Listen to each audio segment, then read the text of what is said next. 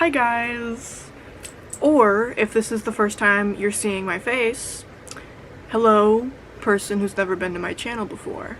If you know me, if you don't know me, either way, either or, my name is Aubrey. I make YouTube videos sometimes. There's a young lady, and I believe she's over there, one with the eyeliner and vest. Her name's Aubrey Randall. You might have noticed, I don't know if you did, I don't know, but I was gone for just a little bit. Took a little vacay. I actually dropped a vlog of my recent adventure. If you guys care about that at all, I know most of you follow for music related stuff and that's totally cool with me, but other people who like watching other content, I dropped a vlog if you want to go watch that. I don't know. I'm finally back. I've wanted to get back to it. I've been back for, I don't know, like 2 weeks or something. I don't know. I've been wanting to get back to it, so this is me getting back to it. Today, I want to talk more about cassettes because, to my absolute astonishment, the last cassette video did exceptionally well. People were big fans of the cassette video, so I'm going to talk about more cassettes. Here's a little preview. If none of these interest you, I understand, and if you click away, I understand. But if these do interest you, stick around. We're going to talk cassettes, we're going to talk music, and we're going to have some fun. First cassette I want to talk about today in this video is Firehouse's debut album. I believe I talked about this album in a CD video. I think my first ever CD video, if I'm remembering correctly, but I did talk about this album and I still have thoughts, and my thoughts are all positive.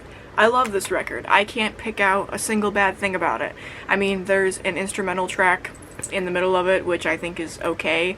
I'm not the biggest fan of instrumentals. I prefer lyrics, so that's probably my only downside about this record is the instrumental track. I think everything on this album is flawless. I really like this album. I think it's just very well-rounded. I think every member here shines in their instrument, especially Bill Leverty, the guitar player. Bill is just, what can't Bill do? That's the way that I see it. My favorite member of this band, though, is Perry Richardson. If you guys know, Firehouse lore, I don't know. But Perry Richardson, the bass player, he's now in Stryper. Yeah. OG Perry Richardson on this record. I think everybody here is just so good. And obviously I have to mention, CJ Snare and Michael Foster. They are both incredible in their own right. And rip CJ Snare. What were you guys doing when you found out CJ Snare passed away? Oh my god. I know where I was. I was in my room, and I was just, doing my daily scroll, and I see this post, and I'm like, oh my god, there's no way. I was blown away, shocked. I love, in particular, Shake and Tumble. There's a very specific performance where they do Shake and Tumble, and they do an extended intro. Shake and Tumble on the recorded album version, it's different than what they do in this live performance. They do a bit more pre-vamping, if you will. And I think it sounds better on the ears, this live performance. If I could find a clip, I'll insert it.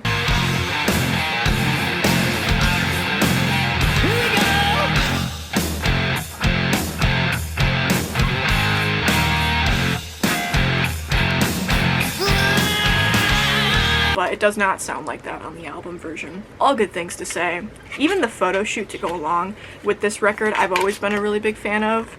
They have this perfect style that really does encapsulate the late 80s, in my humble opinion. I know I wasn't there, but I mean, this just screams like going into 1990 is what it screams to me. I really love looking at those pictures. I love looking at, honestly, any picture of Firehouse. I feel like that band in particular was always true to themselves. All of their outfits are very laid back and casual. There's no extra-ness going on with them. They really do let their music speak for itself. I have kind of a funny addition. I don't know if anybody's ever heard this all the way through. Maybe. This is Danger Danger's Screw It. Now, if you're wondering what the hell is that, I'll tell you. It's Danger Danger's second album. Now, many people sort of regard Danger Danger as like a one-hit wonder type of band, and I just don't agree because they have so many good songs, and a lot of them aren't really talked about as much as they should be, in my humble opinion. Like, their debut album is one of my favorite albums of the era. It's so much fun. It's got this perfect, like, synth 80s-esque to it. It's so good. There are really no, like, good words I can use to describe how their first album feels and sounds to me. But this is interesting because it's kind of a mess in a good way. In a good way. Have you ever listened to something and thought, this is all over the place, I'm a big fan? That's kind of how I feel about Screw It. This album has my favorite Danger Danger song, and my favorite Danger Danger song is Monkey Business. I think Monkey Business is just like a masterclass in like anthem, you know what I mean? It's so anthem-esque. It's so much fun to listen to, Monkey Business. It was my top played song in, God, what was it, 2020, I think? 2020, yeah. My top played song was Monkey Business. And I think I mentioned this in another video. I think I talked about Danger Danger at one point. I might not have. I don't remember. I've been talking about so many bands. But the way that I feel about Danger Danger is that they were almost underrated in my humble opinion, because I really do think that they nailed that 80s sound. There's something very specific about the way that Danger Danger sounds, and if you've listened to a lot of Danger Danger, I think you'll know what I mean. It's the combination of Ted on vocals, it's Casey's keys, it's everything coming together and culminating, making this very specific, like, synthy rock anthem sound that Danger Danger could do. I just really like them, and this album in particular, it's not my favorite, I won't lie to you. It does have my favorite song from them, but it is not my favorite album from them. I really like that first one more. But that's not to say that there aren't good songs on here, because like I said, Monkey Business, great. I like Slipped Her, the big one. I mean, it's corny, of course, but it's still so much fun to listen to. Beat the Bullet is good. I Still Think About You is like a masterclass in ballad making. That's so good. Get Your Shit Together, I like that one. Gosh, Everybody Wants Some, Don't Blame It on Love. There really are some good tunes on here, I can't lie. It's not my favorite by them, obviously not, but still good stuff. I have Dokken's Under Lock and Key here, and I don't really know like what much I can say about this, because so many people love Dokken. They are huge Dokken fans. They think that Dokken is one of the best bands of the era, and I am not discrediting that. Okay, I think Dokken was certainly a group that had a way better handle on musicality than some of these other bands, right? I mean, you put George Lynch and Don Dokken together, and it's like, wow, you know what I mean? Not to discredit, you know, Mick Brown and Jeff Pilson, they're great as well, but Don Dokken and George Lynch, that's like a duo. That is a duo. That's a duo for all of eternity that will always be remembered type of thing. So people really, really love Dokken. And I'm not saying that I don't love them, but they are not my favorite. Like, I've talked about bands before. I do a lot of talking on my TikTok. Like, I never shut up. You guys know this. I do a lot of talking on my TikTok, and I talk about bands a lot as well. And almost every time that I do, I don't really talk about Dokken. And people are always in my comment section, where's Dokken? Where's Dokken? Do you not like them? Like, what's up? I just don't know what to say. Like, I like them. Obviously, I like them. But are they my favorite band of the whole, like, damn thing? No. Not even close. But that does not mean that they don't have so many good songs. Dokken is a band that literally was producing hit after hit. They were doing hit after hit. Every single album that they released in their generational 80s run had at least bare minimum like 5 good listenable songs on it. It's just so good. It's like amazing musicianship from this band. They did not sleep, essentially, with how many hits they were dropping. Unchain the Night, The Hunter, In My Dreams. Like, come on, it's just banger after banger. It's Not Love. I love that song. That's one of my favorite Dokken songs. It's just good stuff. It's good stuff all around. It's one of those things that you can't go wrong with, you know? Leading into the can't go wrong with theme, I have Cinderella's Night Songs here. Cinderella is a band to me that really hit every mark. They did it all right. I don't think there's anything I don't like about Cinderella. But they fall into the same category as Dokken for me. They are just not one of my favorites. I love their music. I think it's so good and it's rich sounding, and you can just tell that they put so much of themselves into it. But is it my favorite? No. I'm sorry. I love them though. I really do. I love this album. This is practically a no-skip album. Like, every song on here is good. Every single song. Night Songs, Shake Me, Nobody's Fool, Nothing for Nothing. Like, the list does not stop with this album. Every single song on here is good, but I don't know, not too long ago, again, I was talking about bands on my TikTok, and a lot of people were asking me why I did not include Cinderella, because I made a top 10s list. My top 10 bands of the era, right? I did not put Cinderella on the list, and a lot of people had stuff to say about that. Oh, no Cinderella? List invalid. And I'm like, I guess, but my thing with Cinderella is that they're great, right? They're so great. But this album, when you put it up with some of the other bands that also debuted in 1986, I don't know if it's necessarily as strong, in my opinion, in my humble opinion, okay? Because I know a lot of people are going to disagree with that. Tesla debuted the same year, right? Tesla drops Mechanical Resonance, Cinderella drops Night Songs. I thought about this, and I just thought, you know, people love Cinderella so much, but the risk-taking was not necessarily there. Because if you compare... This is just like a meaningless comparison. Like, it's a meaningless comparison. I know that it is. It's meaningless. But just to play devil's advocate, if you compare Tesla's Mechanical Resonance up against Cinderella's Night Songs, the amount of risk-taking it's astronomical in the difference. Tesla was doing so many unique things on Mechanical Resonance. I mean, they open with some, like, you know, melancholy piano at one point. They do some, like, bass lines. They do some drumming. Like, they do so many different things. They do a lot of different sounds as well. Like, so many elements were being touched upon on Mechanical Resonance. And not to say that Night Songs doesn't touch on some different elements. Of course, you know, it does. It's a very good album, but there aren't as many different elements that they touch upon here. Almost every single song on this album starts with, you know, a guitar riff, and, like, that's it. They just go right into it, start, you know, wailing on the guitar, Jeff LaBar, Tom Kiefer, whatever, and that is good rock and roll, of course. But if I'm going to talk about best bands of the era, in my humble opinion, I want a group that's going to do something a little bit more unique and something a little bit different than what everybody else is doing during the moment.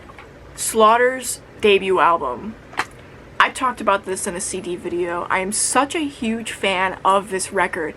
And honestly, I've seen differing opinions. I know some people that think that, you know, Slaughter just was not good, zero substance. And I know some people that really do like Slaughter and they're big fans of the work that they did. And I gotta say, I am one of those big fans. I think every single component to this band is so unbelievably talented. Please do not get me started on Dana Strum. Oh my god, Dana Strum is one of my most favorite musicians of all time. I think Dana Strum is so incredibly underrated in his work. It is unbelievable to me that this man still does not have his flowers. Dana Strum, so good. And in addition to that, Tim Kelly. If we're going to talk about, like, best guitar players of the era, I think we should mention Tim Kelly, because he really does do some interesting things on this album. Like, what am I thinking of right now? I'm thinking of Spend My Life. I'm thinking of that opening riff, that wailing riff.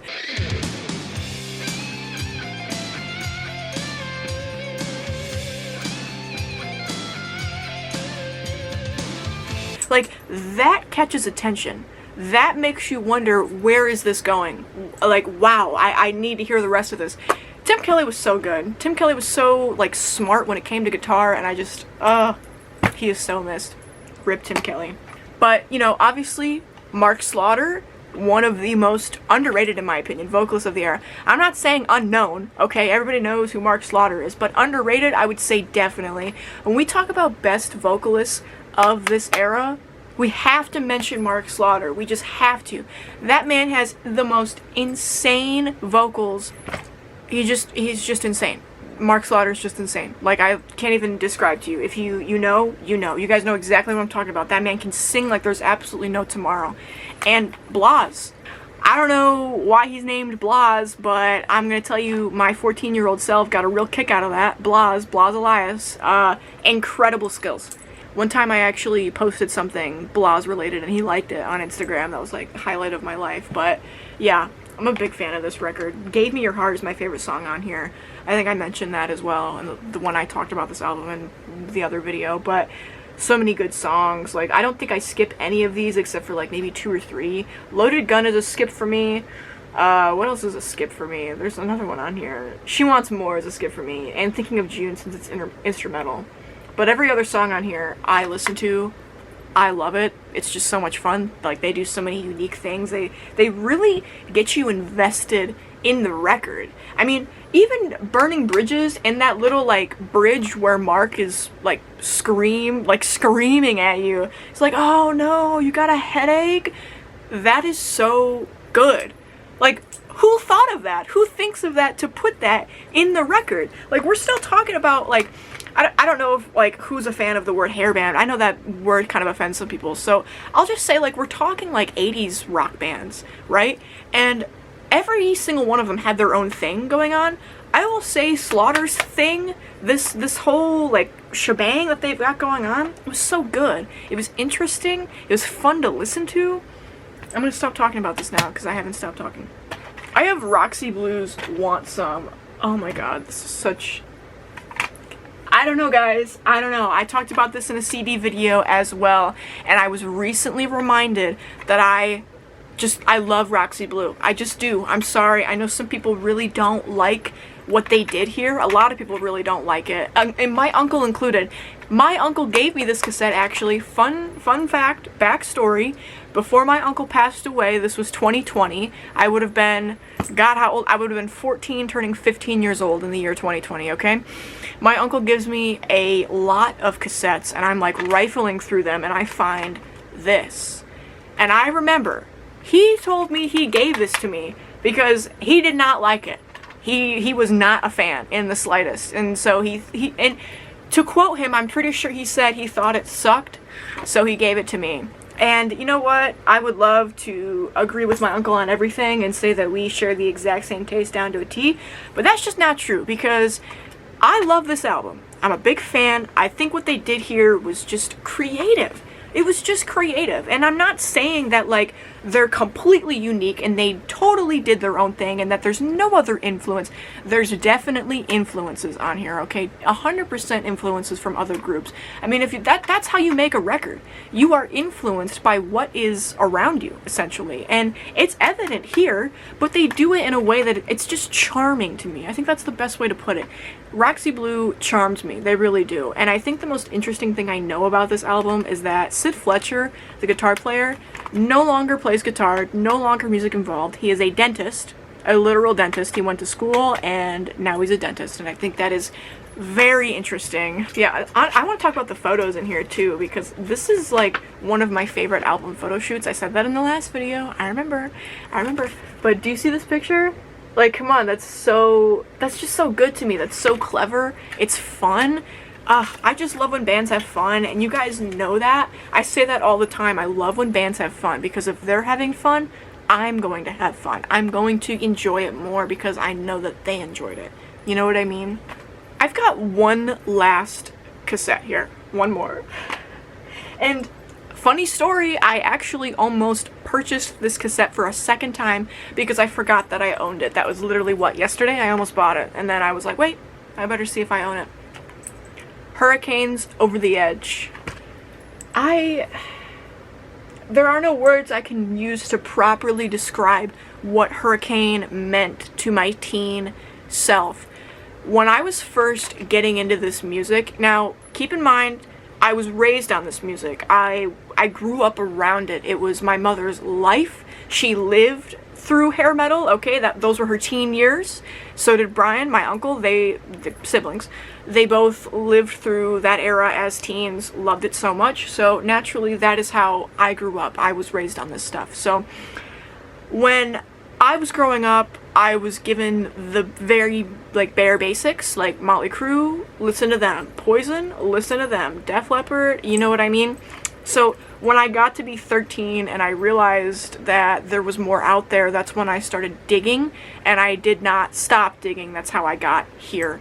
And one of the first videos that my mom showed me that was not like, you know, poison related, was a hurricane video. The video for I'm Onto You was one of the first videos that I saw that was outside of my usual scope of 80s rock, essentially, and it essentially started a little bit of an obsession, I would say. I'm Onto You became my favorite song literally ever of all time for a very hot minute. I was obsessed with I'm Onto You, and then I slowly started discovering more of Hurricane's music, and now that I'm